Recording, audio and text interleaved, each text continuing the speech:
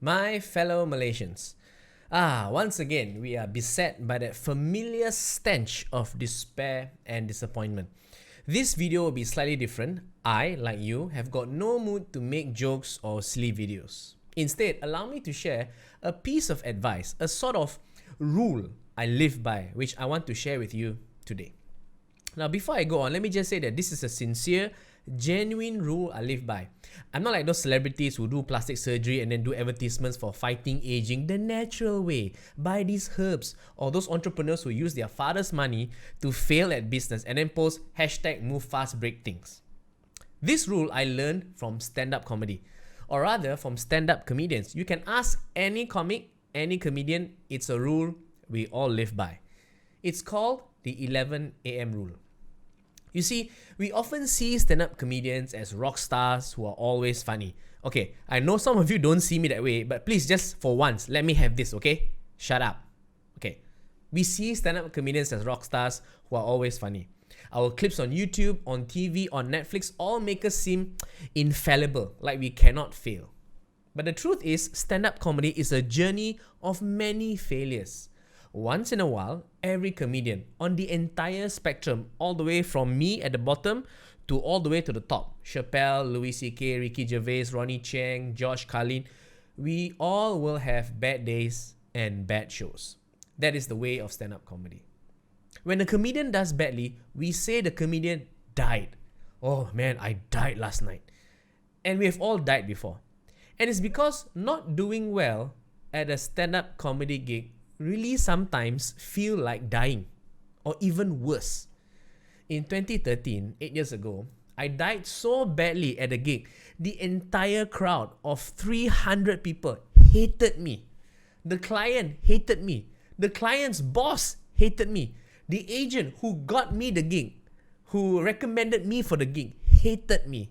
I hated myself. I actually cried real tears after the gig that night. And I remember the date of this gig because it was on my birthday. So I cried, I felt bad for myself, but only until 11 a.m. the next morning. That's the 11 a.m. rule. You have a bad gig, you are allowed to bitch, moan, cry, complain, feel bad, feel depressed. Do all that. That is important. That is healthy. All that is allowed when you have a bad gig. Like I said, it's healthy to let the frustrations out. It's only human. But the next day, 11 a.m., you leave all that behind. You recognize that, but you leave that energy behind, refocus on new energies, and work to make sure your next stand-up comedy gig is not as bad as the previous one. We must always look ahead to the next stand-up comedy gig, not the ones that pass. That's the 11 a.m. rule. This applies to almost everything else in life. In your careers, you had a bad day at the office, well, tomorrow is another day. You fought with your girlfriend or boyfriend, be angry, be upset. But when it reaches 11 a.m. tomorrow, it's time to work on your relationship. Tomorrow is another day. Yes, our nation seems to be in perpetual peril, and today seems to reaffirm that. But the rule still applies. It's 9 p.m. right now as I'm recording this.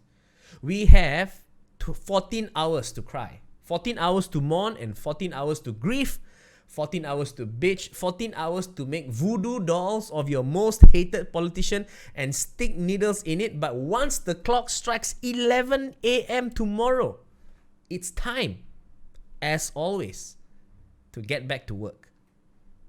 I will see all of you at work tomorrow, 11 a.m. Bye.